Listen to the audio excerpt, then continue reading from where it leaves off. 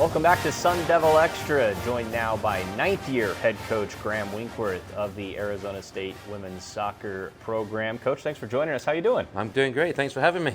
So let's talk about the beginning of your year, 4-0-1, yet to be defeated. There's been that road warrior theme, of course. Yes, sorry, knock on wood somewhere, right? But road games, Texas, Texas State, UNLV, finally back at home now for a little bit of time. But what are your early takeaways from the start of this year and the impressive start?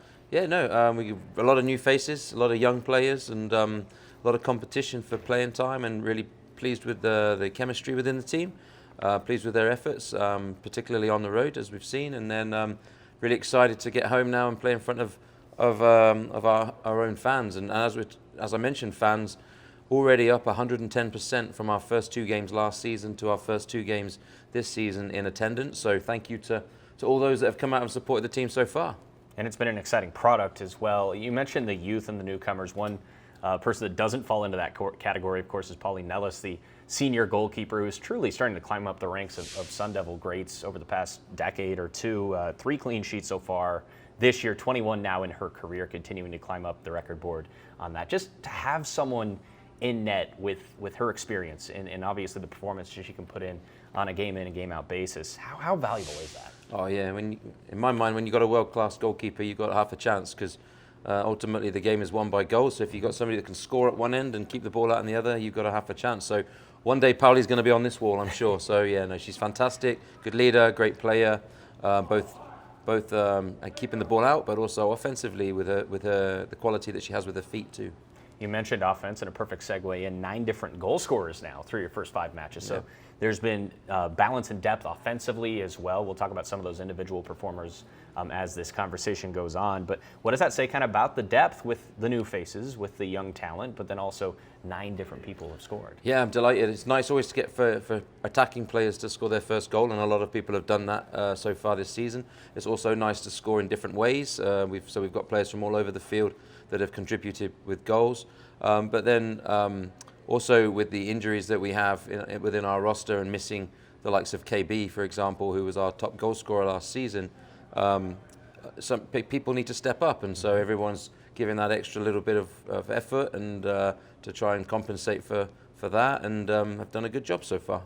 Cameron Valadares so far with 5 assists in 5 matches. That's something that has put her top of the Big 12, or right there near the top of the Big 12 in terms of assists so far. And kind of to your point right there, just having to create offense maybe in different ways due to injuries and due to newcomers, the value in which she's brought to your club so far. What's that been? Yeah, we've got her playing in a different way. Sometimes it's against her will, but she's great.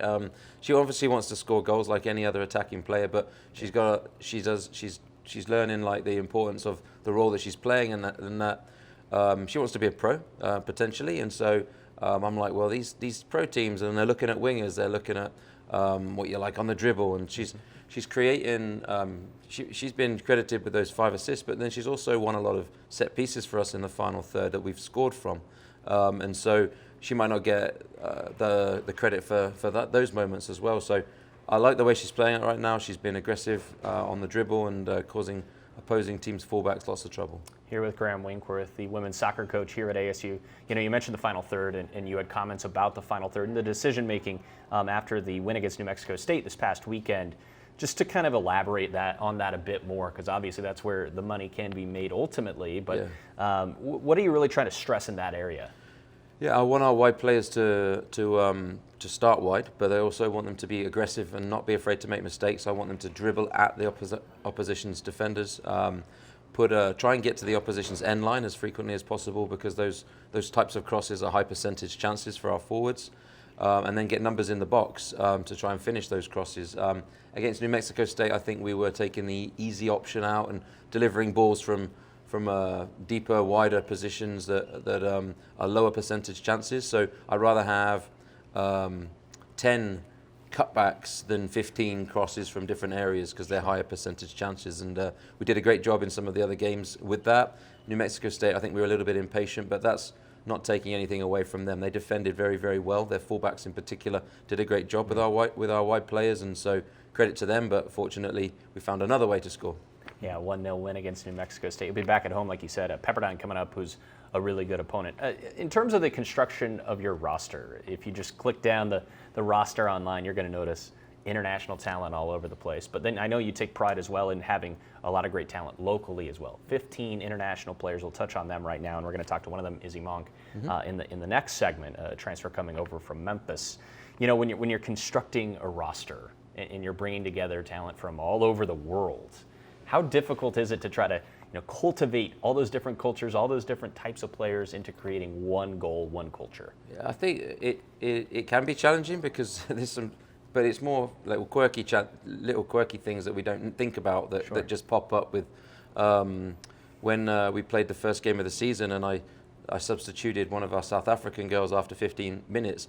Where she comes from, she's done. If she gets substituted, she doesn't get the opportunity to go back in, and so she was like, "Oh, okay." And looked at me, but didn't complain. She had a great attitude, but didn't realize she could go back in.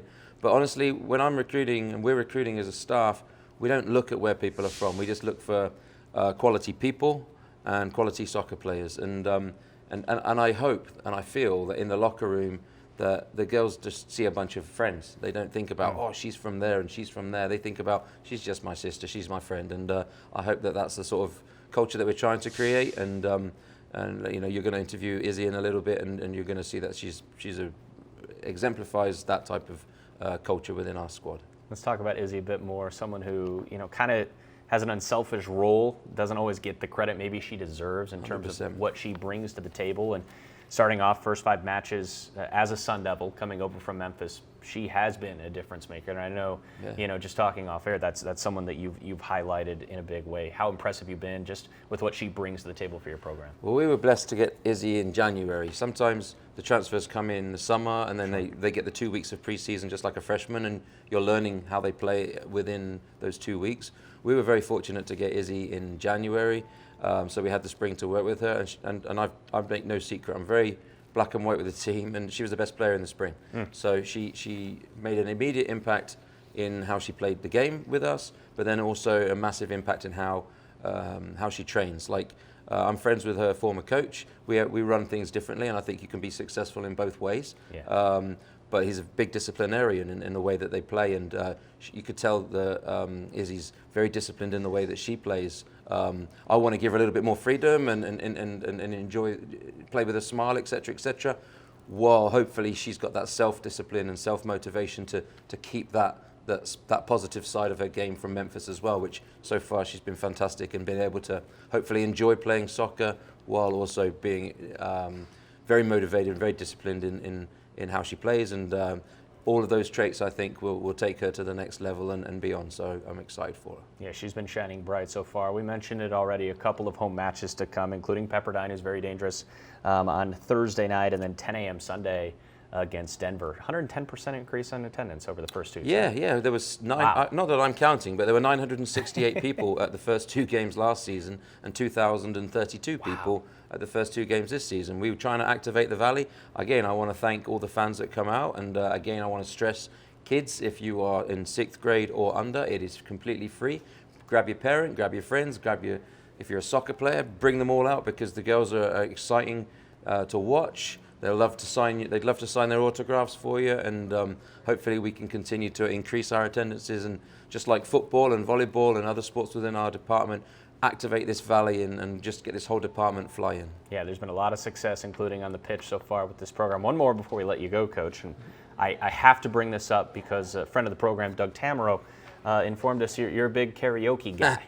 So our go-to song, what do we got? Oh, go-to song, that depends on the crowd, Back in the day when I first, I was in a national karaoke final in England.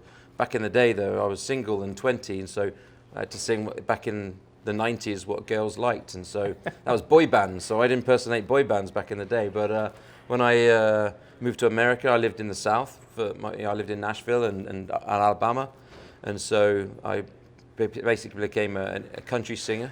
But I don't sound English when I sing country, but. I'm actually going to go and see a concert next week of my favourite British band, Oasis, so I've been getting into some of their music again lately. I love this, and this is a great fun fact that was brought to my attention literally yesterday. I think we could have a whole conversation just about karaoke. Absolutely. But you know what? We'll stick to soccer for now. Coach, thanks a lot for coming in today, and congrats on the hot start, and here's to more success moving forward. No worries. Thanks for having me. Appreciate you. We'll chat Hopes with up. one of his new transfers, Izzy Monk, who will join us on the program when we come back.